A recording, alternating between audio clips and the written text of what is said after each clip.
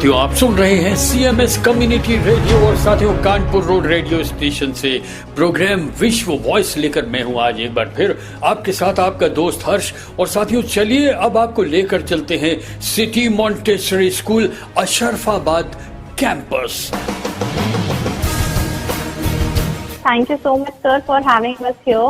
It is a very good opportunity for us जो ने Blue Nudge नाम के एक प्रोग्राम में पार्टिसिपेट किया हुआ है.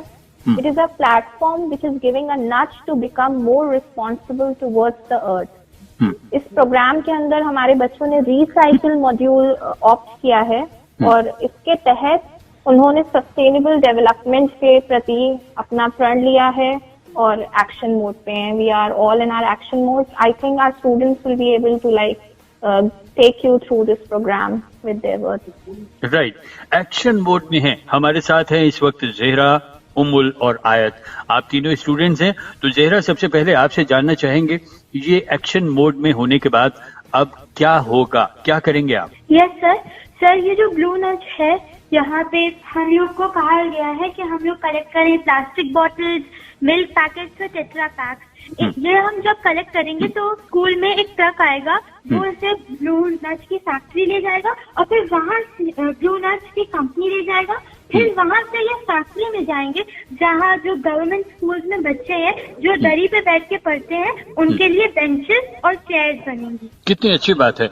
अच्छा उमुल, क्या कहेंगे आप? अब ये जो दुनिया में इतना ज्यादा प्लास्टिक का इस्तेमाल हो रहा है, इतनी ज्यादा चीजें प्लास्टिक की हम यूज कर रहे हैं, हालांकि मना है लेकिन फिर भी हम कहीं ना कहीं इसे यूज करते हैं. क्या फर्क पड़ता है इसका हमारे एनवायरनमेंट पे, पॉल्यूशन पे? आप बताएंगे उमुल? यस सर, ये जो असल में जो प्लास्टिक है जब हम लोग means when we throw it, इसको ना डिकम्पोज होने के लिए मिलियन ऑफ इयर्स लग जाते हैं और फिर कुछ ऐसे टुकड़े रह जाते हैं प्लास्टिक के जो मतलब डिकम्पोज नहीं हो पाते और वो सॉइल में मिक्स हो जाते हैं और जो हम लोग फेंकते हैं उसके बाद जो कुछ एनिमल्स होते हैं वो उसे खा लेते हैं, उस वक्त उनको तक नुकसान पहुंचता है. अच्छा, तो ये नुकसान कम हो, ये सब कैसे डिकम्पोज हो, इसके लिए क्या करना होगा?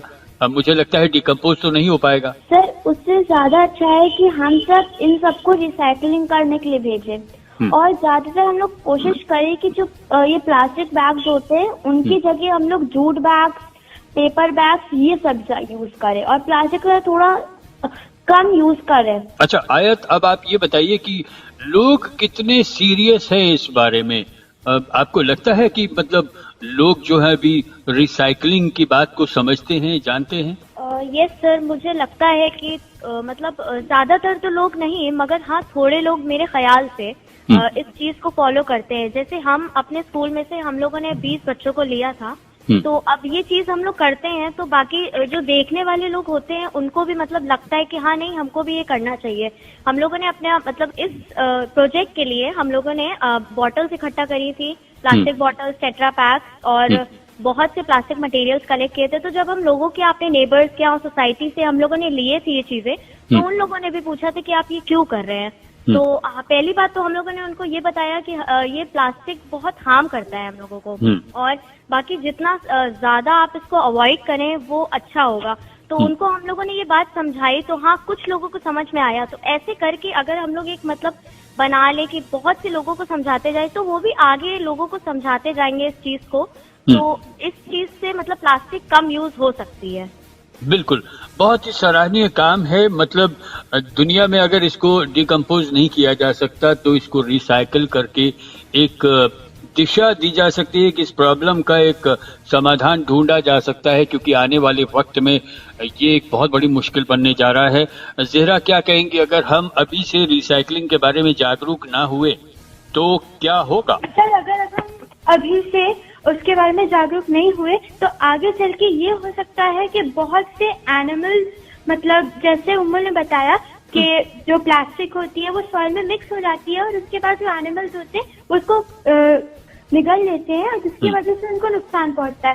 ऐसे करके अगर हम लोग जागरूक नहीं हुए तो आने वाले जमाने में हमें बहुत परेशानी होगी क्योंकि एनिमल्स को भी नुकसान पहुंचेगा और एनिमल्स भी इस दुनिया से कम होते जाएंगे और वैसे ही इंसानों पर भी बहुत ज्यादा इफेक्ट पड़ेगा इसका। उमुल, अब आपसे जानना चाहेंगे ये कहाँ से दिमाग में ये ख्याल आया, इतना बेहतरीन ख्याल कहाँ से दिमाग में आया? सर असल में जो ब्लू नज है ये हम लोग की टीचर ने बताया कि ब्लू नज में हम लोग प्लास्टिक जमा करते तो तब हम लोग बहुत खुश थे कि चलो अब कोई ऐसी अपॉर्चुनिटी आई है कि अब हम लोग थोड़ी प्लास्टिक का अच्छे काम के लिए यूज कर सकते हैं बजाय कि हम लोग उनको फेंक रहे हैं। बिल्कुल, बहुत ही काबिले तारीफ ये काम है और इसकी जितनी प्रशंसा की जाए उतना कम है और मुझे लगता है कि आप सभी से इंस्पायर होके समाज में और बहुत सारे लोग इस काम को करेंगे।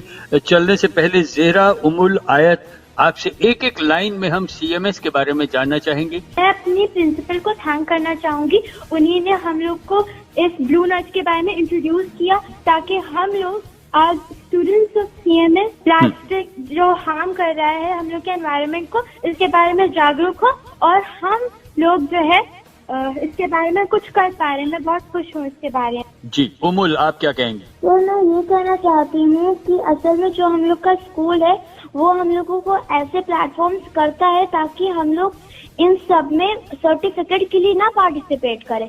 हम सब लोग इसके में इसलिए पार्टिसिपेट करें ताकि हम लोग अपनी दुनिया जो we can change our world, great, उनकी सोच बदले कि जो प्लास्टिक है ये सब वेस्ट ना हो, इन सब का कुछ अच्छा यूज हो और वेस्ट सेग्रीगेशन हो। बिल्कुल।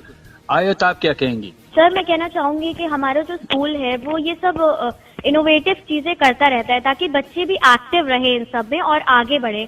और ये सिर्फ हम लोग ये सर्टिफिकेट के लिए या फिर गिफ्ट के लिए नहीं करते हैं, बाकी उसमें मतलब थोड़ा सा एक्टिव भी रहे बच्चों को पता चले कि हाँ लाइफ मतलब इस पूरी दुनिया में हो क्या रहा है, कि ये प्लास्टिक कितना हार्म कर सकती है और हम लोग को क्या क्या करना चाहिए इसको मतलब बचाने के लिए कि लोग बच सकें इससे। पलक मैम, अब आपसे जानना चाहेंगे कि आपका क्या कहना है इस पूरे इवेंट के बारे में और उसके बाद हम आपकी प्रिंसिपल से भी बात करेंगे। जरूर सर, मैं एक बहुत अच्छी क्वालिटी इस प्रोग्राम की बताना चाहूंगी कि इस प्रोग्राम के जरिए सर्कुलर इकोनॉमी प्रमोट हो रही है।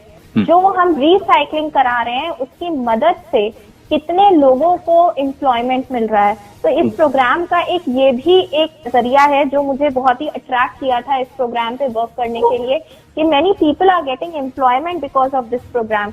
और एक चीज लास्ट में मैं ये कहना चाहूंगी कि ये हमारी कलेक्टिव रिस्पॉन्सिबिलिटी है। इस ड्राइव का ही नाम है कलेक्टिव रिस्पॉन्सिबिलिटी ड्राइव। ये किसी एक आदमी का काम नहीं है, हम सबको एकजुट हो करके अब हमारी मदर अर्थ के लिए कुछ करना पड़ेगा। अब वो समय आ गया है। अब वो समय आ गया है और हम आपकी पूरी टीम को कॉन्ग्रेचुलेशंस कहेंगे, बहुत सारा थैंक्स भी कहेंगे अपने सभी लिसनर्स की ओर से, क्योंकि आप एक ऐसा काम कर रहे हैं जो सस्टेनेबल है, जिसमें आगे चल के पॉल्यूशन और हमारे एनवायरनमेंट के लिए आप कुछ कहना चाहते हैं? सर हम बस यही चाहेंगे कि हमारे साथ साथ दूसरे स्कूल, पूरी दुनिया, हर कोई इस प्रोग्राम से जुड़े ताकि सिर्फ हम लोग नहीं सब लोग मिल करके हमारे अर्थ के लिए कुछ अच्छा कर पाएं। बिल्कुल, अर्थ के लिए कुछ अच्छा कर पाएं और तभी अर्थ निकलता है इस तरह के कार्यक्रमों का। तो आप हमारे साथ रहीं, पलक हमारे साथ रहीं, आप टीचर हैं, ज़ेहरा, उमुल, आयत, आप तीनों स्टूडेंट्स हमारे साथ रहीं CMS अशरफाबाद कैंपस से। हम आपका बहुत शुक्रिया अदा करते हैं, बहुत बहुत धन्यवाद, थैंक यू सो मच। हम भी आप लोग को सर थैंक यू कहना चाहेंगे कि इस प्लेटफॉर्म के जरिए आप हमारी आवाज कितनों तक पहुंचा सकते हैं और कितनों तक हमारा मैसेज आप कन्वे कर सकते हैं। Thank you so much for this sir. और साथियों, ब्लू नज की इस टीम से बातचीत के बाद अब हम आपको लेकर चलते हैं city Montessori school Ashrafabad campus की प्रिंसिपल मिसेस तृप्ति द्विवेदी के पास। आइए जानते हैं उनसे और बहुत कुछ इस इवेंट के बारे में। ब्लू नज इज एक्चुअली एक प्लेटफॉर्म है जिससे कि बच्चों को अवेयरनेस जनरेट कराई जाती है, जिससे कि उनके बिहेवियर में कुछ ऐसे चेंजेस आए जो कि यंग एज से उनमें इनकॉर्पोरेट करें कि कैसे वो सस्टेनेबिलिटी के तरफ बढ़ सकते हैं। एक्चुअली इसमें ये हो रहा है कि हम लोग बच्चों में ये आदत डालना चाहते हैं कि बचपन से वो ग्रीन एनर्जी, ग्रीन ट्रांसपोर्ट और जो हमारे सस्टेनेबल डेवलपमेंट गोल्स हैं उनके बारे में जाने और उनको अभी यंग एज से प्रैक्टिस करना शुरू करें। होता ये है कि बड़े होकर जब तक उनकी आदतें ऑलरेडी पड़ चुकी होती हैं कि उनको अपना खुद का व्हीकल यूज करना है, या उनको आदत नहीं है कि वाटर कंजर्वेशन के बारे में कि प्लास्टिक का यूज नहीं करना है या गार्बेज का डिस्पोजल कैसे करना है, तो इन सब चीजों को देखते हुए हम बच्चों के बिहेवियर में ऐसे चेंजेस या बल्कि ऐसी फाउंडेशन रखना चाहते हैं कि बचपन से ही बच्चे अवेयर हों और ये जाने कि उनका कितना बड़ा रोल है अर्थ की सस्टेनेबिलिटी को मेंटेन करने के लिए। Ma'am, city Montessori school Ashrafabad campus में क्या कुछ इस तरह के रूटीन जो आपके टाइम टेबल्स हैं उसमें भी कोई ऐसी एक्टिविटी है जिसमें वो रोज इस बात को समझते हैं? हाँ जी सर, हमारे यहाँ जो हर क्लास में एनर्जी इंचार्जेस बनाए गए हैं जिनका काम है ये चेक करना कि सब बच्चे लाइट्स ऑफ कर रहे हैं जब वो क्लासरूम छोड़ रहे हैं, या जैसे स्कूल के बाहर जा रहे हैं, घर वापस जा रहे हैं, तो जो पानी बचा हुआ है उसको बजाय नाली में डालने के, वेस्ट करने के, वो प्लांट्स में डालते हुए जाते हैं। हमारे यहाँ जो मॉडल क्लास प्रेजेंटेशंस होते हैं उनमें भी बहुत रेगुलर बेसिस पर उनके यहाँ जो आइटम्स लिए जाते हैं वो फूड वेस्टेज को बंद करने के लिए या रिसाइकलिंग, रीयूज के बारे में अवेयरनेस क्रिएट करने के लिए, जो कि पेरेंट्स भी देखते हैं। It's not only for children, it's for parents as well, जहाँ की कुछ रिलेटिव्स भी होते हैं, जॉइंट फैमिलीज होती हैं। तो ओवरऑल नेबरहुड में कैसे वेस्टेज को कंट्रोल किया जाए और कैसे सस्टेनेबिलिटी के बारे में अवेयरनेस क्रिएट करी जाए, इसके बारे में प्रोग्राम्स ऑर्गेनाइज करे जाते हैं। प्लास्टिक पॉल्यूशन की समस्या है, आप इसको कितना बड़ा मानती हैं कि आगे चल के क्या ये पूरी दुनिया के लिए थ्रेट हो सकता है? ना आगे चलने के अलावा हम तो बोलेंगे कि ये अभी से ही थ्रेट है। अगर आप देखें कि जो ओशंस की क्लीनिंग करी जा रही है या रिवर्स की क्लीनिंग करी जा रही है, उसमें जो मोस्टली वेस्टेज मिलता है वो प्लास्टिक वेस्टेज मिलता है। जो एनिमल्स सड़क पे घूमते रहते हैं जिनका एकदम से सडन डेथ हो जाती है, उनके भी रीजन जो डेथ का होता है वो प्लास्टिक की पॉइजन की वजह से होता है। तो ये फ्यूचर में तो बहुत ही बड़ी प्रॉब्लम होगी अगर अभी से इसके बारे में सबने मिलके कुछ नहीं किया, तो ये बहुत ही बड़ी प्रॉब्लम हो सकती है। इसलिए मेरे हिसाब से तो ये करंट प्रॉब्लम है, ना कि just future problem. City Montessori school हमेशा से शिक्षा के साथ साथ, एजुकेशन के साथ साथ समाज की बाकी चीजों को भी बच्चों तक पहुंचाता है।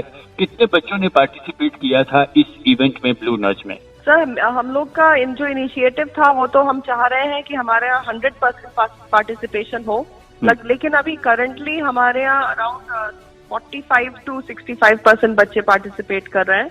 बट हमारा टारगेट ये है कि by end of the year, end of the session कहेंगे हम, क्योंकि हमारा सेशन मार्च में कंप्लीट होता है, तो वी वुड प्रेफर कि मार्च तक हमारे सारे 100% बच्चे इसमें इन्वॉल्व हो। I may be a little out of maybe dreaming too much, but I feel that it should be taken up by each and every child, each and every teacher, and each and every family associated with CMS. City Montessori school community radio station के Kanpur road station से CMS wish voice कार्यक्रम में इस वक्त आप हैं और बहुत सारे लिसनर्स आपको सुन रहे हैं। हम सभी की तरफ से आपसे वादा करते हैं कि हम आपकी जो भी इस मदद, इस प्रयास में कर सकते हैं, उसके लिए हमेशा आपको वेलकम करेंगे। एक संदेश हम चाहेंगे आप चलते चलते हमारे लिसनर्स को दे दें। I would just like to say that this initiative should be taken up by each and every listener, not just who is part of the CMS family, but part of the a citizen of the earth, so that we can make sure that our earth is left in a better condition than what we inherited from our ancestors, and make sure that future generations have a green earth, a blue planet as it is. Because there is no plan B. There is no planet B. Thank you very much. Thank you so much, ma'am, for spending such a great time for us. Thanks a lot. Thank you. Thank you.